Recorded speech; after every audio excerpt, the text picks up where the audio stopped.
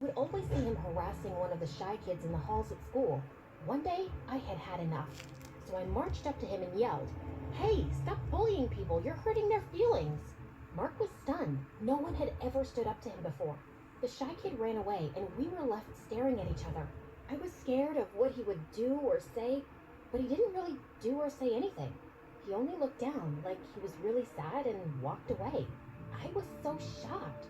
And I had to admit, I felt kind of bad. I never yelled at anyone before, and I only did it because I thought he would get mad.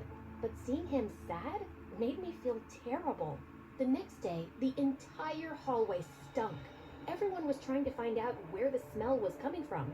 As soon as I got close to my locker, I knew something was wrong.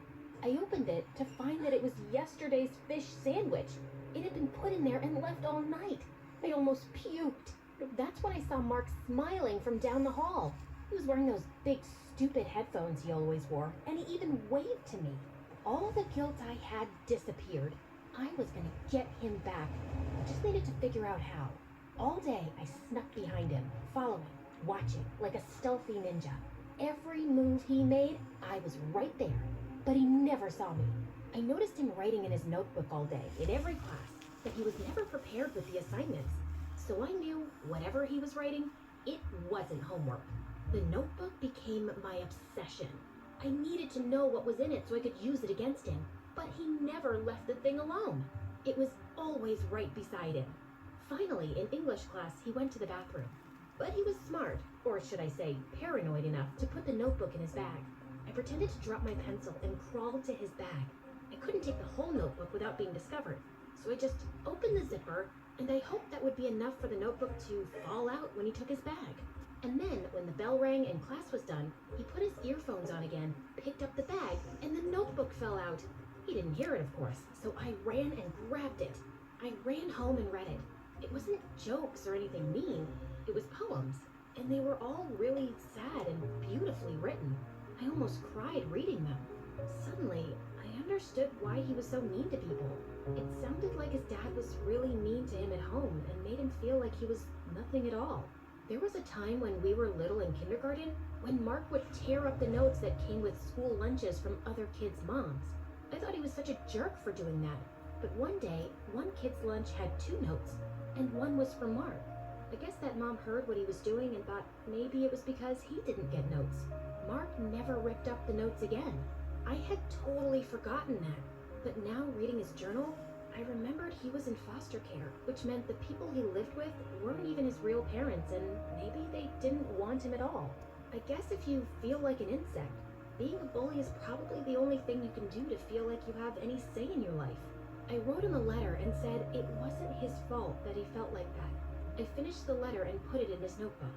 When I saw him at school the next day, I felt totally different about him. I saw the sadness in him, and how no one paid any attention at all to him.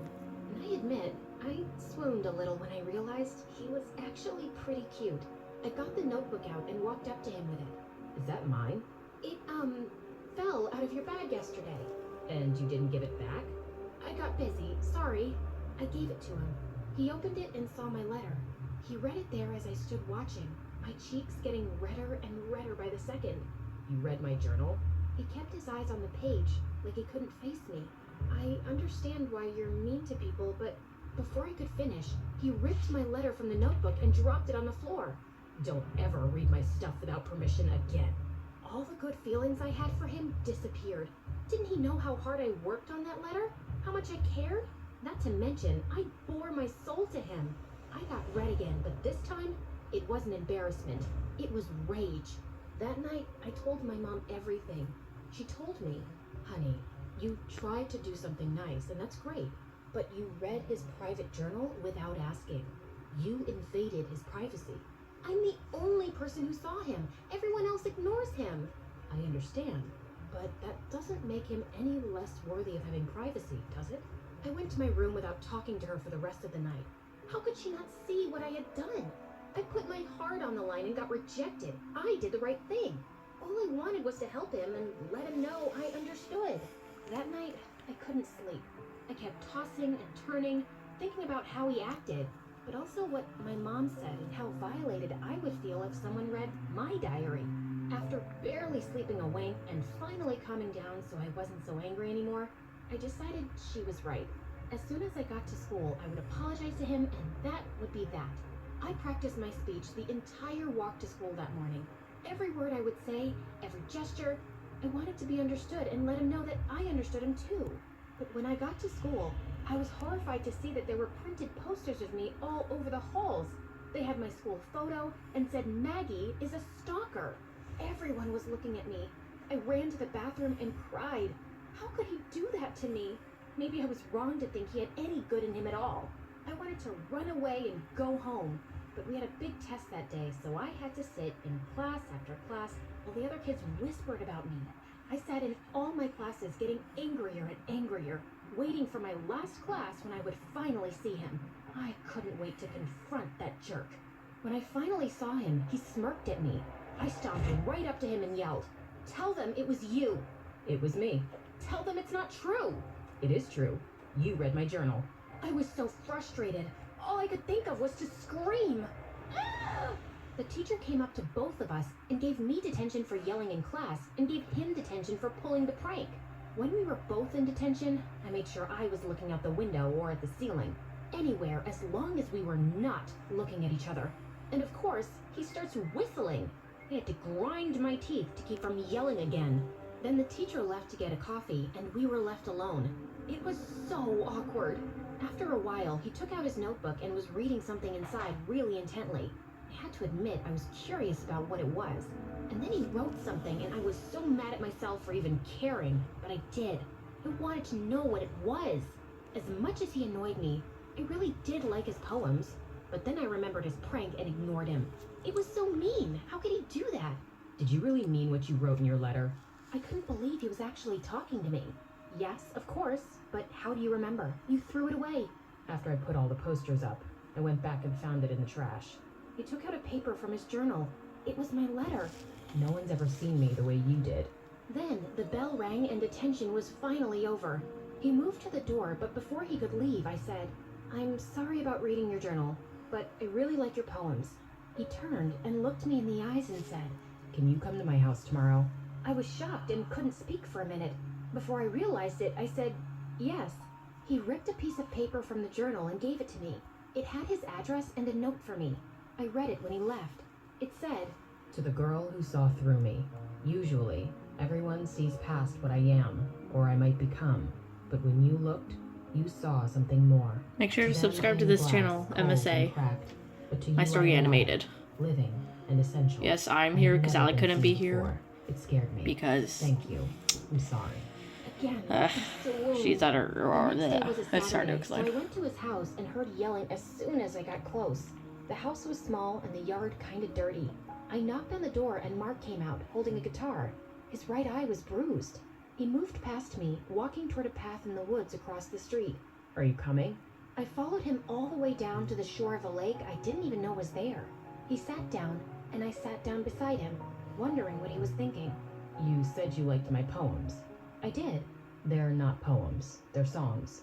"Oh, can I hear one?" "I've never played for anyone before."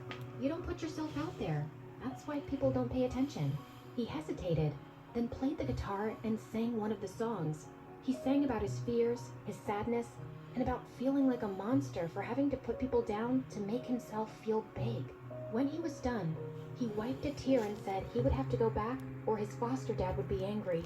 He left me there by the lake as I watched the sun set over the water. I knew I was falling in love with him.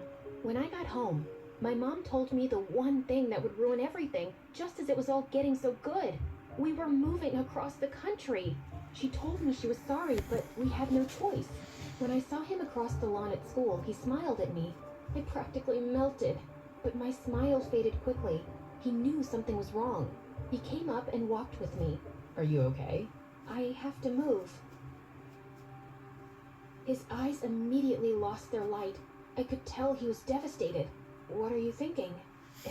"It's selfish." "It's okay. Tell me." "You're the only one who sees me." "Maybe that's true right now, but it doesn't have to be. Your songs are beautiful." "I don't know how to talk to people. I don't relate to anyone." "Of course you do. We all have pain. We all get bullied. Even you." He thought about what I said, Then a smile crept on his face, and he looked right at me. My heart stopped when I saw his eyes. They were bright and full of hope. I never thought about that. Thank you. I can't believe you're moving away. I know. We both looked down, sad for ourselves because of how little time we had together. And then I raised my head and said, you know what? We're here now, right? So why are we sad? We can be sad when I leave, but today, I want to be happy. You can just decide to be happy? Yep, why not? You're here, I'm here, we have all day to talk and hang out. He thought about what I said, then smiled. He looked at me and asked, what do you want to do? Without thinking, I leaned over and kissed him. His cheeks turned bright red. We both laughed. He took me to a boba tea place, then we ate some ramen, and even went to karaoke. I had never had so much fun. I was worried it would only last for today, but I put all the worry behind me and enjoyed the moment. That night, we had to say goodbye. It was the hardest thing I ever had to do. He walked me home and kissed me before he left. The last thing he said to me was, if I never see you again, please know you'll always be with me, and all the people I help with my music. I watched him leave, holding on to the moment as long as I could. When it was time, we packed the moving truck and left. Then to my surprise, I saw him. He was on the sidewalk, talking to one of the shy kids he used to pick on. But this time, they were both smiling. He was apologizing and making friends. I knew then that everything would be okay. And as for me, I was going somewhere new. Sure, it was scary and a little sad, but it was also exciting. Who would I meet? What would I do there? I decided to enjoy every day and made a promise that I would make the most of any situation that came up in my life, good or bad.